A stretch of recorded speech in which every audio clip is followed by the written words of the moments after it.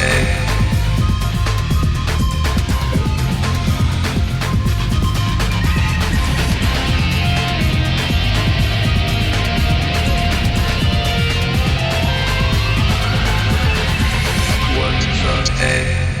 everybody, welcome to What the Tech. I'm Andrew Zarian. Of course, I'm joined by Mr. Paul Thurrott. How you doing, Paul?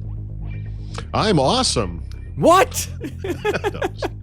Yeah, that's a lie. How are you, Paul? Yeah, I know. I'm pretty good. Okay, thank you. Thank you. You threw me off here. I've had a lot of weird stuff happen the last couple days in my life, and have there been changes in the Zandarian household? The Zandarians we have added one. We're a +1 couple now. Yeah. My wife delivered the baby on New Year's Day. Yep. At exactly 9:0210. So apparently we have to name our kid Brenda or Tori now. Brandon. So Taylor was born at... It's a girl, by the way. A girl named Taylor. I know. It's crazy. Crazy stuff. People are freaking out. They're like, I thought it's a boy with that name. Taylor was born at here in New York at 9:0210. 9 o'clock in the evening on New Year's Day. So it was experience to always remember, Paul. It was an experience, the whole thing. Were you present for the delivery? I was. I won't be graphic or crass about this, but I will say that it is a life-changing event. Oh, yes, it is. It is, and not just for her. Yeah, no, it was something else. Yeah, to say the least. It's like watching the reaction videos to that 2 Girls 1 Cup video. That's exactly what it is. Yeah, so she was in labor for 21 hours. So that was not fun for her. Yes. That baby did not want to come out. Oh, yeah. That's the one area where my wife really lucked out. Her 2 kids popped right out. So that day, I think you saw the tweets. I went to that German place. Yeah. And I got the Jaeger Schnitzel, and I barely had any because I had the steak tartare. So I brought the Jaeger Schnitzel for her, and I'm like, this is it. This is how you're gonna get, deliver this baby. This is what's gonna kick it off. And it did. So it was a Jaeger Schnitzel. It's all the fried veal.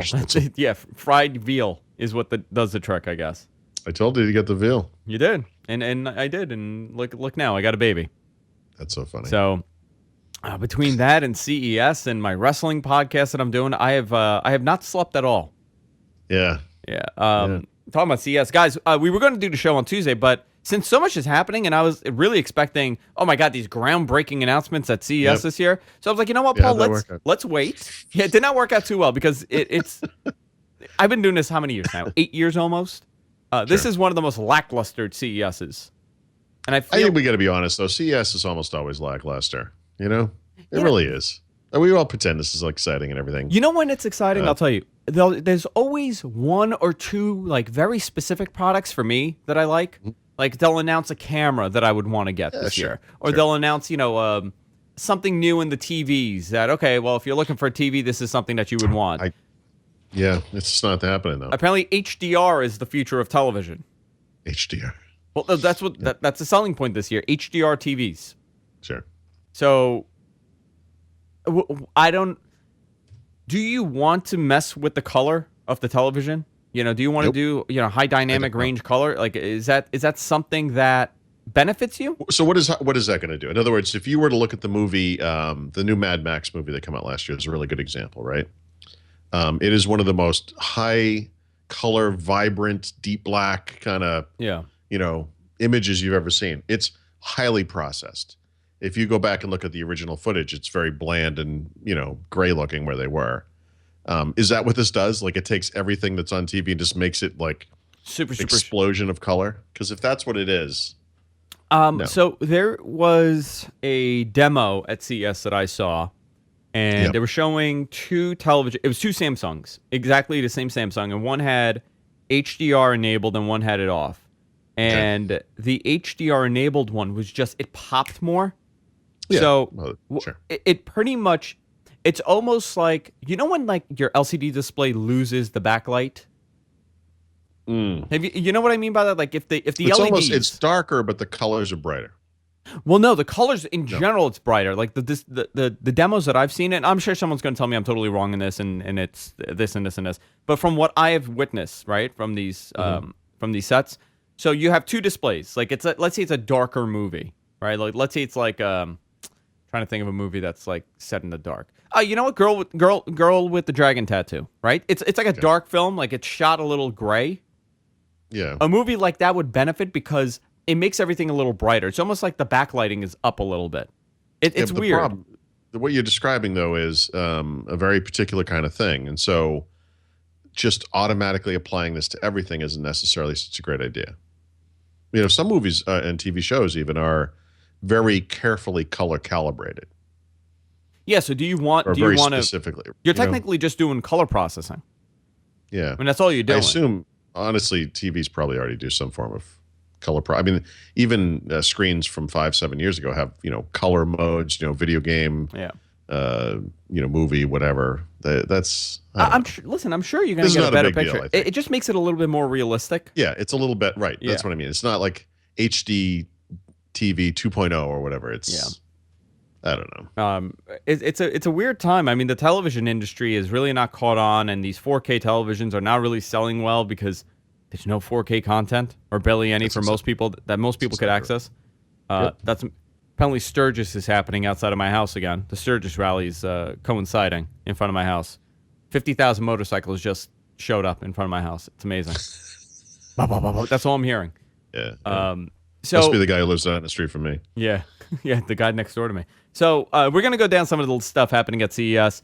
Some other news too. I don't know if you added anything. I tried to follow on Thurrott.com. I didn't add anything, but I looked at it. There's not much going on. I mean, there's a couple of things here I think that are really important to talk about. But as far as the show generally, it's like, I feel like it's every year. Every year just gets. Companies are realizing that they don't need a CES. Well, I don't know. It's bigger than ever. That's the thing. The show's humongous. I don't know.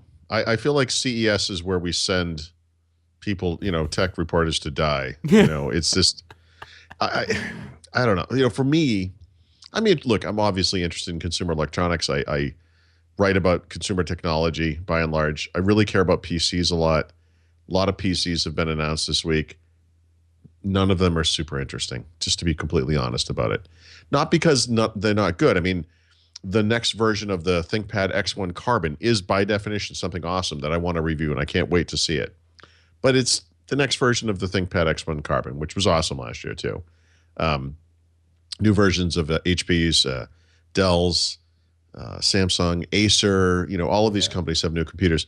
There's nothing to really grab attention. I mean, a lot of things that look like Surfaces, a lot of 2-in-1s and convertible type PCs.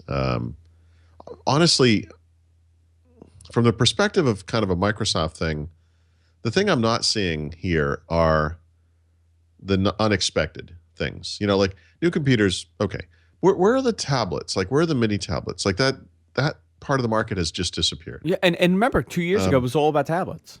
I know. Like, I don't know what happened there. They just not selling. They don't work. The Samsung, like the companies like Samsung and HP and Lenovo and Microsoft and Apple. Like Apple and Microsoft have not been there for. I mean, Microsoft was there last year, but they haven't really done anything big for a while. And then companies like Samsung and HTC, they have their own platforms and their own events that they could capitalize on, so they didn't get mixed in the shuffle.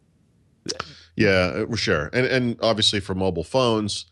Even though we have actually seen a couple of phone type announcements, the big stuff is happening next month at Mobile World Congress in Barcelona. And that's the big one, yeah.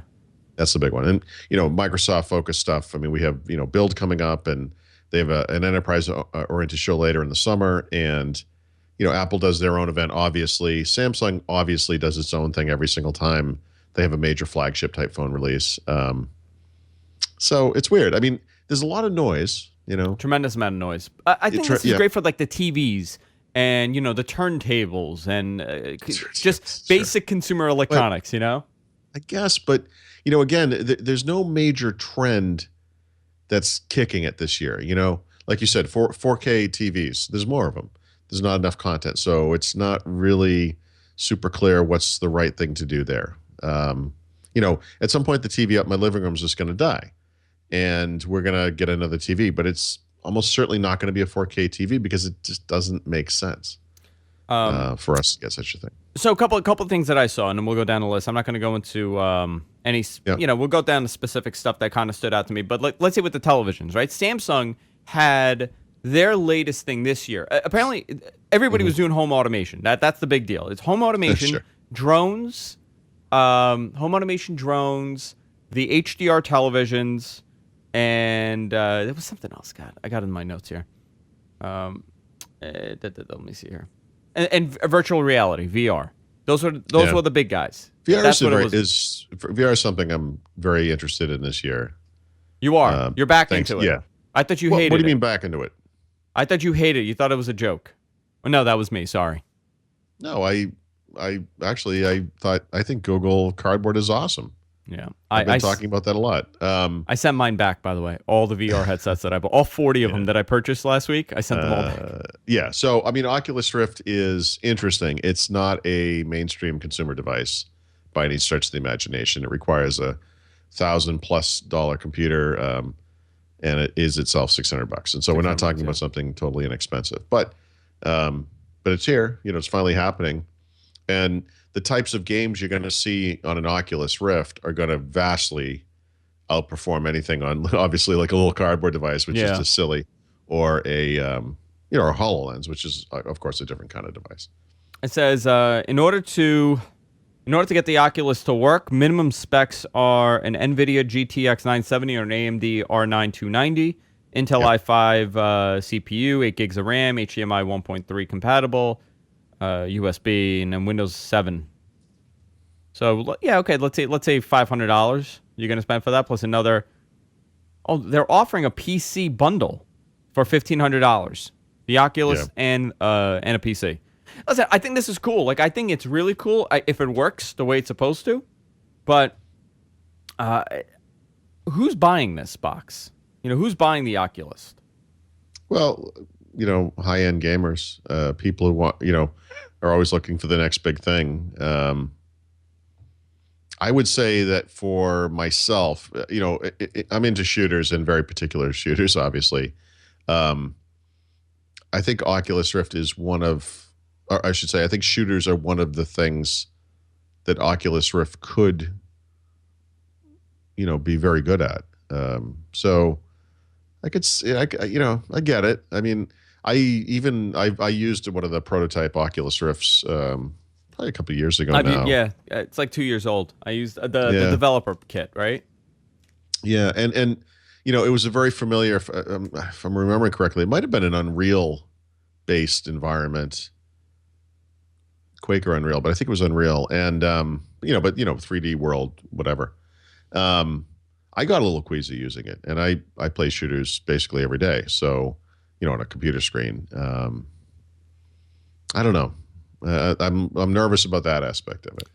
Yeah, I think it's cool. I mean, the concept behind the VRs are pretty cool. Another thing was like 3D virtual reality cameras. That was a big part of CES this year. But when it comes to the VRs, it like the Samsung one that I had is powered by Oculus. It's cool, but it doesn't really work. Like it works for about 5 minutes, and then it makes your phone overheat. I sent it back. It was $100. I got the money back. I played with it for about a week, and I'm like, okay. I threw it in the corner. I'm like, I don't want this. So my wife was like, why aren't you returning? I'm like, you know what? That's a great idea. Let me return it. So I just sent it back to Amazon, put it back in the box, and boom, done. I was never going to use it again. I mean, I think that's a cool part of these devices. You use it for a little bit, and then you're done. Well, I mean, the hope with something like Oculus Rift is that you don't do that, right? You spend all that money, and this becomes a thing that you do. That the next time some big game comes out, you experience it that way, rather than doing it the traditional way. The VR stuff, right? You have a company like Oculus, but in reality, their entire business model is banking on the fact that Sony and Microsoft don't screw them and make their own VR headsets for their next gen consoles, or in addition for their current gen consoles, which I expect Microsoft to do it in the next 7 years at least. HoloLens is a great example of that. They're already working on the project. So how difficult would it be in the next 5 years to bring this down to a consumer level device and have it as an addition on your Xbox? Well, if Oculus Rift is successful enough, Microsoft or Sony partners with them, I see Sony and partnering more than as okay, yeah. yeah, okay, but I mean, that's the solution. That becomes the solution. I mean, Sure. I think that it's early days. This is a lot like 3D in movie theaters. There are competing standards. It's not clear that this is something that most consumers want, or in this case, most gamers might want. How do you introduce this kind of thing? It's sort of, I guess sort of think of Kinect in the way that Kinect hit midstream in the Xbox 360 life cycle. So it was an add-on at first. And I actually think if Microsoft could swing it in this, just from a Microsoft point of view, or Sony, I guess, they should release VR as an add-on for the existing consoles if they can in the next couple of years, just to kind of see what the reception is. Yeah. Well, obviously, the feature of Kinect was the wrong device at the wrong time, right? Well, remember when Kinect first came out, it was the best-selling consumer electronics device of all time. Yeah. That first year especially, they sold tens of millions of those things. And I'm sure that guided part of their decision to make Kinect, an integrated part of Xbox One. And then, of course, because of the cost, they had to scale that back. And also, actually, the utter lack of interest in Kinect titles. So I don't know. I don't know. It's not clear whether this is going to be a niche, a little dedicated part of the gaming community that really needs this stuff. And we should think outside of games too, right? I mean, what are the other applications that you might come up with for VR? I'm not really sure. I don't know. I think VR. We have a long way to go with this, obviously, and right now it's clunky. It doesn't really work the way that it's supposed to. But I mean, you could design an entire living room. I mean, we saw the demo with the HoloLens stuff, right? You could put this thing on and team up with Pottery Barn, for example, the Pottery Barn app. You just press the button and it puts the couch where the couch is supposed to be. Well, so VR it's not the same, right? So augmented reality, you could look at a room, really look at the room and have stuff be in the room with you. That's augmented reality. Virtual reality, it would have to recreate the room in its display, and then you could move things around in the virtual version of the room. It's not the room. It's not the real room. You know what I mean? So if you do something like Google Street View, where you're standing looking through a Google Cardboard device or whatever virtual reality thing, and you kind of spin around, you're looking at something that is typically a still image, although there are moving video type things like this. Typically a still image, though. And for the thing you're describing, that's kind of enough, Yeah. And the other problem with VR is that you're not in the virtual world, so you need some way to move around in that world, because you can sit down or lay down or whatever and be still, but still navigate around. And so you have to have some other way of navigating, like a controller or whatever. Whereas in augmented reality, you're in the actual space, and so you as a person walk physically around the space. And so they're different. They can, in some cases, they can do the same things, or they can, be used to solve the same problem, I guess. So we had the VR stuff, obviously, that we can discuss. Oculus Rift is going to cost $600 and is shipping in March for people who are interested in this device. What do you think about the price? It's a little pricey. You're not convinced on VR, period. I'm not convinced for the time being, but $600 for a second gen, I guess, right? With plus you got to spend another $500, or if you don't have the PC, if you do, then that's your expense. But right. Spend that kind of money, it better work really well. Yeah, and we won't know for months. Yeah, we won't know till March. The earliest buyers are going to get it in March, I think. Yeah. Or was it May? Maybe it was May. March. Yeah. So it's going to be a while. If you order it now, you can't get it till June. Something that I really liked, from CES that was shown off. And every year they show this off for the last 5 or 6 years. And every year the technology gets better and better. And it's the paper-thin rollable OLED panels. Yeah. And LG showed one off. It's a concept, obviously, right now. But I'm looking at this thing. It was an 18-inch rollable OLED panel. I mean, it looks phenomenal. It's super paper thin. LG's planning on using this in their TVs. Yeah. Like make it very, very thin and just have it like it's pretty much you're just going to glue this thing on your TV, or like it's going to attach with like epoxy or something, and you're going to take it off and put it wherever you want. But the thing that is amazing about this is that this is the technology for the next generation Apple Watch that everybody's, thinking is going to happen. All these smartwatches, this is the next version of this. Well, phones too, right? I mean, Phones also, yeah. It should be anything. This might solve a problem that people probably don't think about too much. They have these curved displays, and they have curved displays that are for computer screens, and then they have curved displays that are TVs. They're very large curved displays. And the problem with the curved display is that if you're not sitting right dead center looking at it, they're terrible. They're really hard to see. This is some kind of an effect that it has. It doesn't really work very well. So if you think about a living room situation, if you're not dead front and center, large curved display, it's not very good. And I wonder if they couldn't tailor a TV so that if you're it's a couple of you or just you and you're right in front of it and you were home watching a movie at night, and you could say, curve it, give me that immersive experience. And then when you have people over for a football game, maybe you have it go flat. Go flat, yeah. Yeah, so everyone can see. I mean, this is the coolest part of this. I mean, the fact that this technology has gotten so much better. I mean, a couple of years ago, we were talking just black and white, e-ink displays that were able to do this. And now we're doing this high-res. But we still don't see any of these out in the world, right? I mean, this is still not a mainstream consumer technology of any kind, not even on the e-ink stuff. The LG panel, it's 3 millimeters thick. Yeah. Displays 1200 by 810. 1200 by 810 pixel resolution. That's not great. No, it is not great. So this is not a very high-res display. It's an 18-inch panel, though, so it's it's still not great. They're planning on using this in their 55-inch displays. So, start off small, guys. I would like this on my wrist. These rollable displays. I thought this was pretty cool, and this is a good example of CES, where they're showing technology every year and just improving a little by little, little by little, little by little. That's really what's happening here. But when it comes to television displays, at this point, 4K is not taking off. 8K is around the corner, and we don't. The cable companies haven't picked the format yet. They're having all these different issues. But the way that they're going to be selling these TVs is by adding more and more stuff. Like Samsung is doing their Smart Hub stuff. So pretty much you could control your entire house with the Samsung panel, the Samsung television.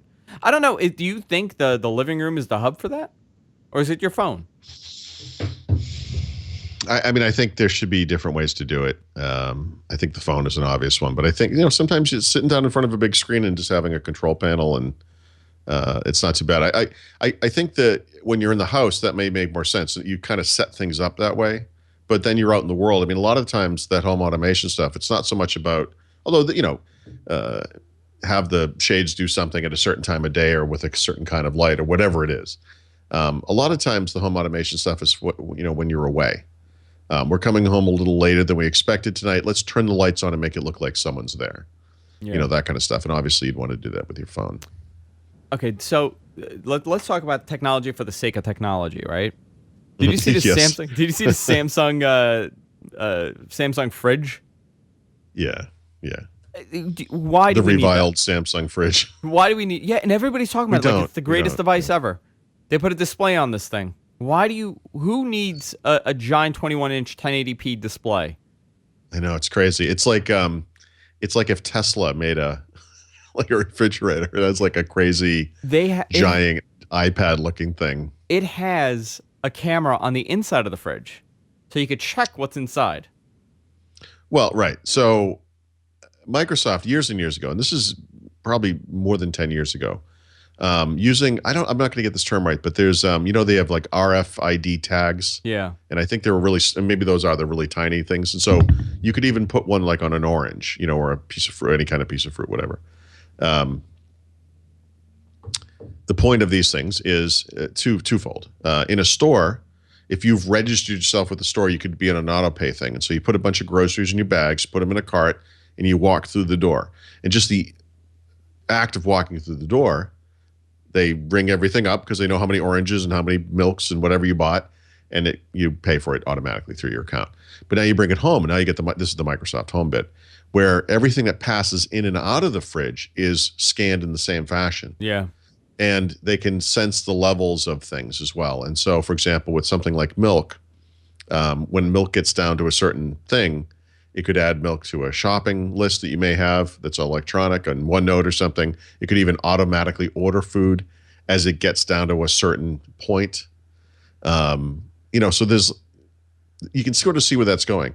Using having a camera in a fridge so that you can see what's in the fridge, like it's on the other side of the door. Yeah. What are we talking about? You know what? You tell it's crazy. You're at work, and you got to make a casserole tonight, Paul. Yeah.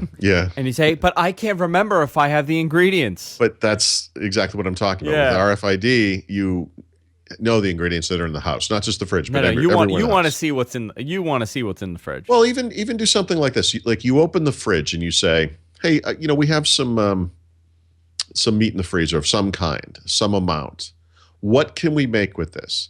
And then the automated system in the house, knowing what's in the house, because again of these RFID tags, I'm sorry if that's not the right term, but can kind of scan all the stuff and say, here's the stuff you can make with the ingredients you actually have on hand.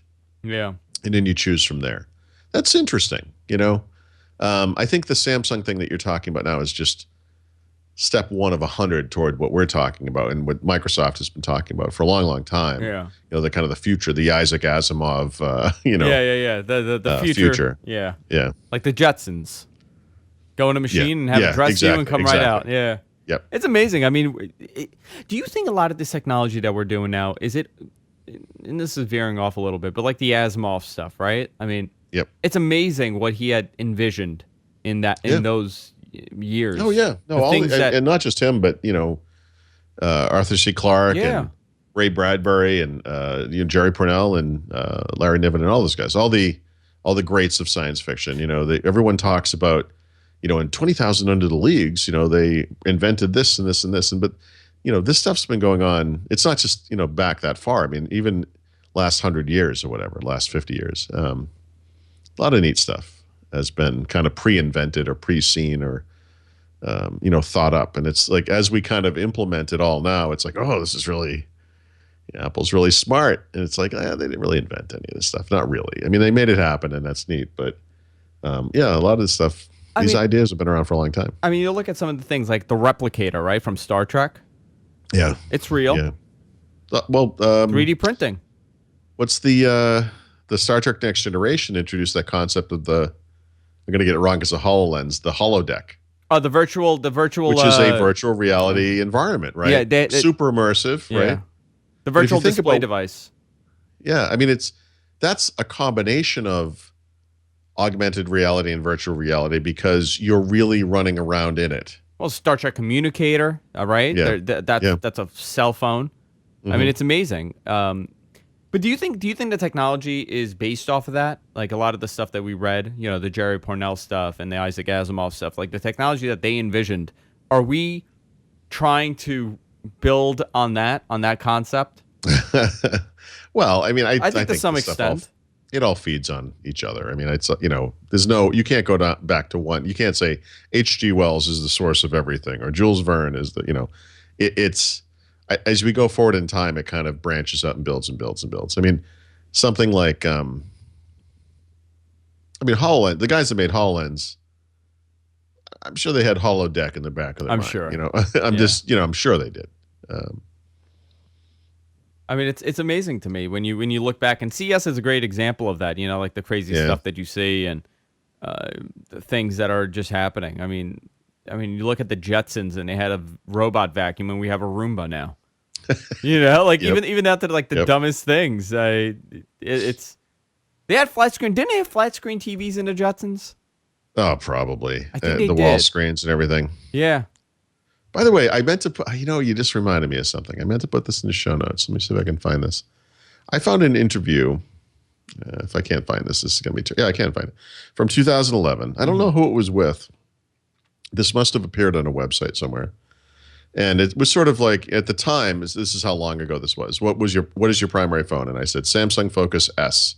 running Windows Phone 7.5. Among these questions, I just kind of read through this. I couldn't remember what this was from. I literally have no idea where this appeared, but let me see if I can find this. It's kind of a future thing. We've talked about this, and this will be very familiar to you. But someone asked, what will define whatever the next wave is in technology? Mm-hmm. And I said, I feel like we've done the smaller, thinner, lighter thing to its logical extreme, and that the next wave isn't about gadgets or stuff, but rather the radical integration of technology into day-to-day objects, meaning house walls that are displays and hidden speakers, immersive environments in cars, restaurants, and offices, all of which are controlled naturally. And at the time, I said I make fun of Kinect, but it's important to see this for what it really is: the incredibly unsophisticated predecessor of tomorrow's Skynet Terminator robots. In other words, natural interactions are huge.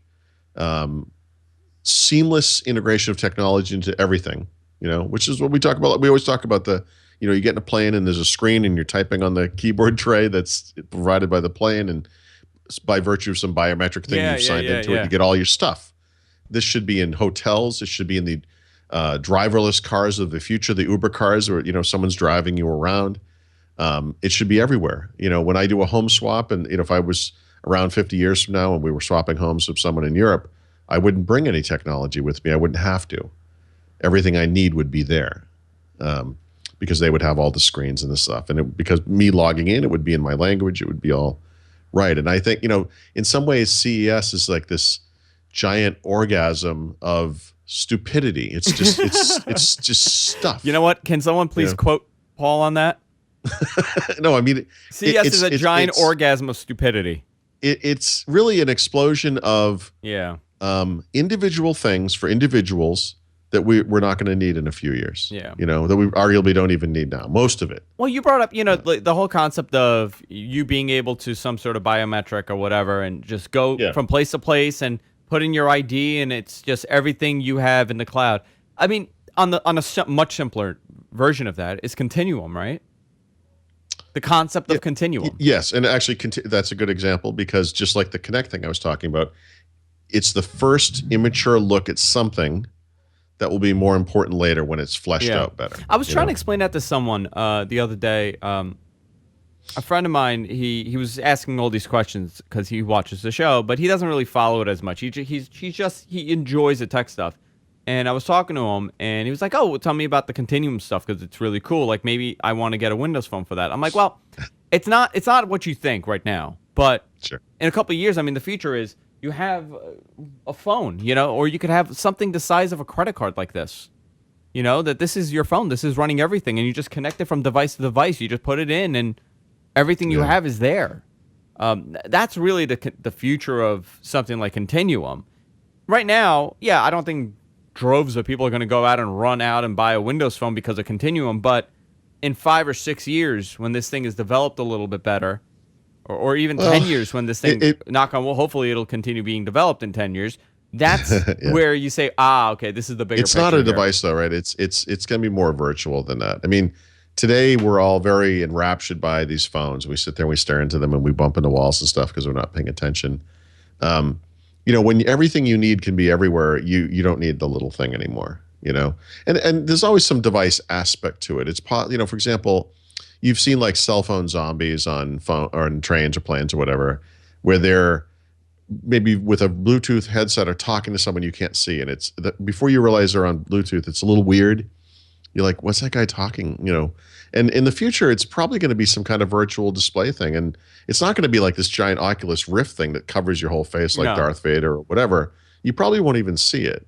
And maybe it is a little bit like Google Glasses or something, but maybe it's an implant, eventually or whatever. But it's going to be that same effect. That people are going to be sitting on a train or a plane with their mouth open, drooling a little bit. And what they're looking at is this incredible immersive thing. And the dumber of these people will be talking out loud to what's in the environment they're seeing or whatever, because we all do that today anyway. And it's not going to be so much about what you bring with you, although obviously an implant is something you bring with you. But I just think the stuffness, the processor, the RAM, the storage that's just becomes. It's just there, you know. Today we have to carry it around. I mean, think of how many gadgets we have, you know? Oh, Think of how many phones and how many tablets. I mean, I had like 4 tablets and I got 2 phones and I got, 2 laptops. And I mean, it's just crazy. And the lights are falling behind me. If you notice, it just fell. I didn't see it. Look at that. Funny. Amazing. I just think that we're engulfed in this right now, and we're slowly taking a step back. But you're right. Having one device everywhere will be the answer. But if you were to, when is that a reality? And how does that become a reality? We get there in stages, you know. It's funny. We used to do everything on computers. We talk about this a lot. You know, one of the reasons smartphones and tablets are such a big deal is they're more convenient form factors for doing certain things that we used to also do on computers. And so in some ways, we used to lug around these computers that were kind of big, kind of heavy, but they kind of did everything. Today, a lot of people lug around a small phone, a small tablet, a small PC. And, maybe the whole thing weighs less than that giant PC from years ago, but they'll do certain things on each device. And there's some complexity to that, but, people obviously are falling in love with certain kinds of devices. And I think, it's just a maturation process. I mean, even in computers, it's, thinner, lighter, smaller, whatever. Are you trying to fix the light back there or something? I am. I'll just keep babbling about this. It's Jesus Christ. Microsoft something devices. Look what happened. Look at this. Your whole office is falling apart. It is. You know what? That teaches me a lesson to try to put this up hours before the show. Next time, I won't ever do that again. No, listen. When you look back at this, right? You look at CES and you look back at all these events and all these announcements that are happening.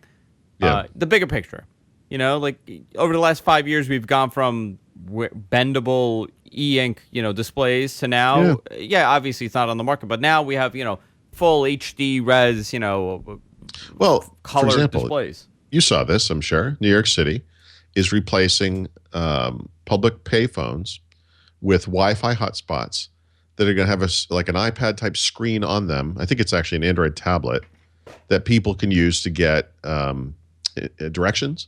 And I think they can make phone calls on them. I think they can make like Skype style phone calls using the free internet. And so, that's a very good example of, again, it's early days, but it's a public thing. It's a thing. It's like a physical thing that we can sort of recognize, a tablet, nothing super futuristic to it. But compared to what was there before, that's a big change, right? I mean, that's a very interesting change. And you can it's not hard to extrapolate off of that. What do these experiences look like in the future where maybe you don't have to be tied to this specific pole that has, a Wi-Fi hotspot in it or whatever, that, you as a person in New York City could walk up to many walls or many locations and kind of access this information using a much more virtual interface. Yeah, I mean, listen, we're a little cynical here because we cover this stuff and there you go, it falls right again. Jesus, I give up.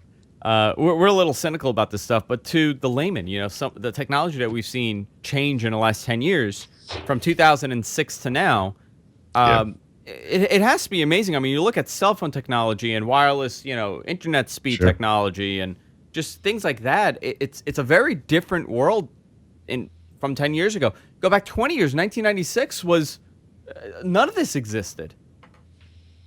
No, to the tune that, 20 years ago plus, if I decided to drive across the country or if I left people that I know somewhere in Europe and went somewhere else in Europe, communicating with them was basically impossible unless it was an emergency and I could make a, what do you call it? Like a person-to-person call. Will you accept the charges?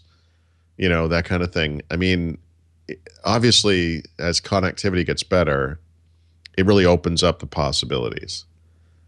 It makes the world smaller. I mean, you look at, because, 20 years, my kid's going to be 20 years old, right? I have a newborn now.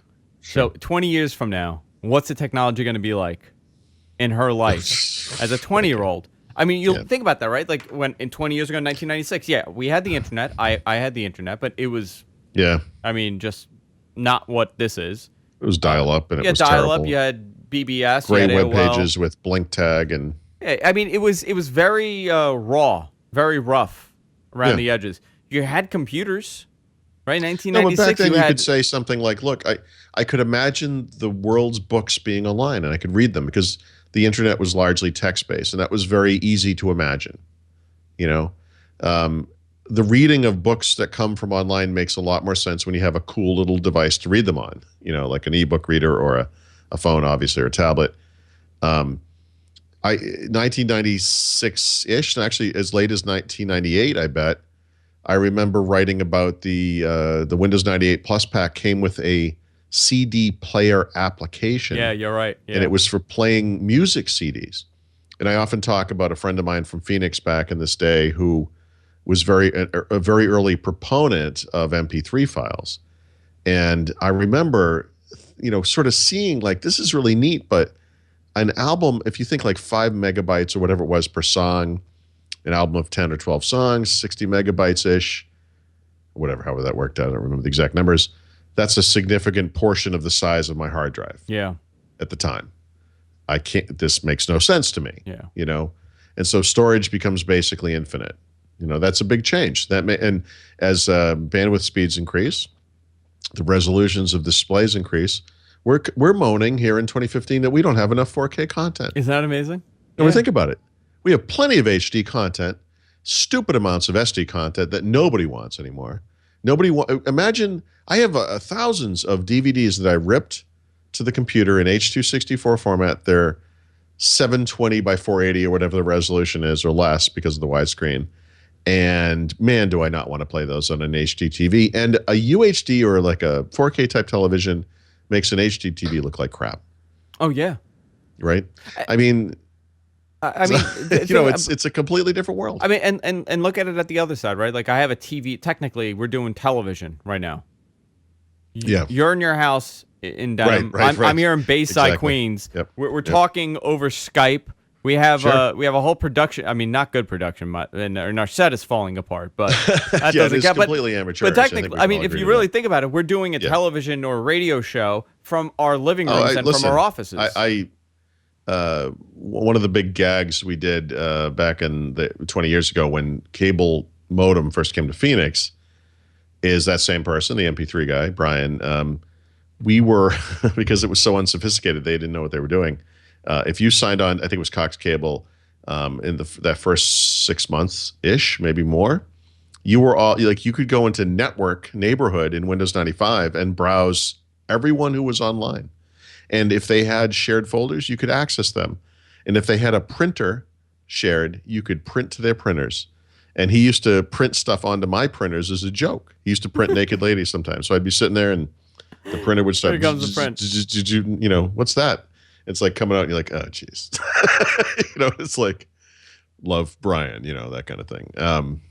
It's so different now. We could still prank each other with naked photos. We would just do it via Skype or whatever. Yeah, you do it over. And it would be instant. It's amazing. And those are the cool things. I mean, it kind of ties into CES. I mean, how technology changes over the years and how things improve and the bigger picture of it all. I mean, 20 years ago, we were happy that to get on AOL, and now it's. We're upset. Your when daughter's Skype going to goes be down. complaining because the virtual holodeck environment that she uses doesn't have 800K content or whatever we're going to call it. I mean, it's going to be something totally goofy. It's crazy. But if you again, bandwidth, storage, processing power, those things become infinite compared to what we have today. And it's not hard to imagine some of it.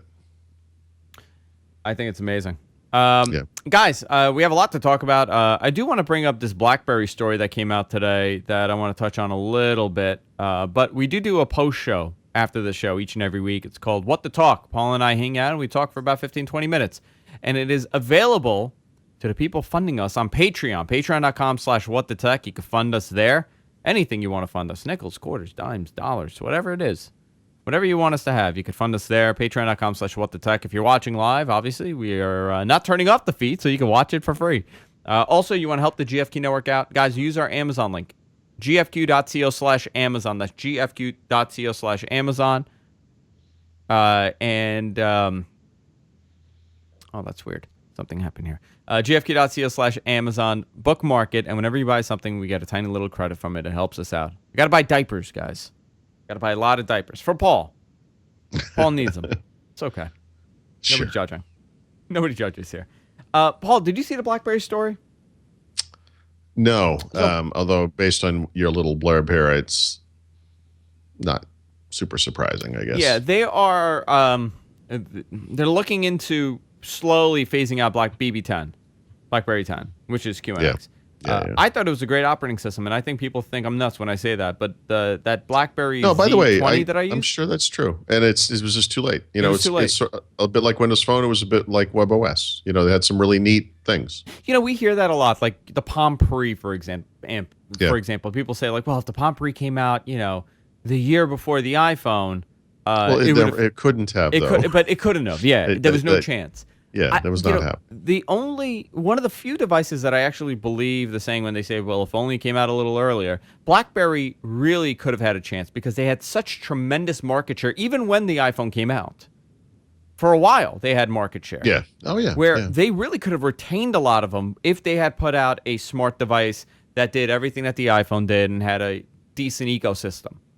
And they stuck to that 10-year goal that they had, which is insane if you think about it. That they were going to stick to this goal. I think they were totally blindsided with this iPhone. I don't think they even thought it was a reality. And when it happened, they... By the way, that's everyone. I think, that was It's everyone. not just them. Let's not, we can rag on BlackBerry. We can rag on Palm. But Palm attempted, right? I mean, they were quick to respond. They responded within, what, a year? Yeah. Right. I mean, so...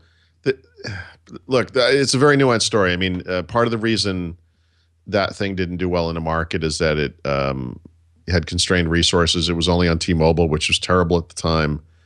They basically spent every cent they had developing it, so they couldn't go much further with it or market it very well. You know, by the time it came out, I don't remember the exact specs, but if just pretend it had like 1 gig of RAM, if that's possible at the time, it was probably something much smaller. But if it had had 2 gigs of RAM, that device probably would have been pretty great.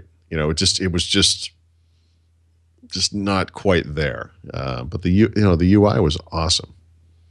It was so nice. Yeah, it was great. But the BlackBerry stuff, I had that Z20 for about 3 months, and I used it every day, and that became like my daily phone. I really liked the phone. I mean, the camera was pretty good for the time. It was a 5-megapixel camera, but it was phenomenal. The display, the photos that it was taking, it was just a really good device. And that is a shame. And the only thing that you could blame is the company and its structure and the idiots that are running it that couldn't adapt quick enough. But going to Android, I don't know if that's going to help them in any way. Right. It's too late. It's just too late for them. This is something, when they made the decision, they bought QNX. They kind of dabbled around in a little bit. They did the tablet UI first, or the tablet OS first, and then they kind of adapted that into BlackBerry 10. They lost time doing that stuff. If they had decided to go BlackBerry right away, maybe things would be different. Yeah. One might also argue that Android wasn't secure enough at that time for that to have worked or whatever. I mean, I'm sure there were all kinds of factors there, but it's just too late. It's not a factor of the quality of the stuff. Just like it isn't with Microsoft, and like it wasn't with WebOS before that. It's just too late. The quality is there. There's some really good ideas, and it's too bad. So I have a question for you, Paul. I mean, since we're doing like this retrospective of things from the past and now, the iPhone came out, what, 2008? 7. Okay, 2007. Well, the next one, right? The next one was the one that everybody wanted. Okay. Right? Well, the next one was the one that was actually available. In different places. Yeah. But when that iPhone came out, right? Okay, 2007. If I had told you 2 years prior that Apple will be putting out a phone that's going to change the entire mobile business, who would have believed me? The only thing it's hard to remember, right? But remember, the thing that's important to remember is that leading up into 2007, they were actually kind of kicking ass with iPod. And I think the expectation was that they would make an iPod type device that could make phone calls, I don't know. It's not so super far fetched. I mean, if you go back to 2001, I mean, I think it would be like, well, that doesn't make any sense. I mean, this company is barely alive. By the time 2007 came around, and first of all, everyone was widely expecting them to come up with something. The iPhone blew everyone's expectations out of the water, I would say. But I think we had the expectation that like a phone was like the next natural thing for them to do. Thankfully, they did not use the click pad on it. It would have been weird. But yeah, I mean, I don't know. It's interesting. I mean, it's fascinating how it's evolved. It's fascinating. So we had that. Is there anything that stood out to you from CES? No, I mean, I'm privately kind of interested in the drone stuff, mostly for photography purposes. Although I think drones are something that's going to be really annoying to most people. Sort of like the selfie sticks that can fly.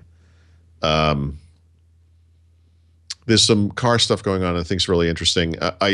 We seem to always be in the we're almost there with the in-car entertainment stuff, CarPlay, Android Auto, whatever the QNX stuff is, which by the way has a future in the car at least. Yeah.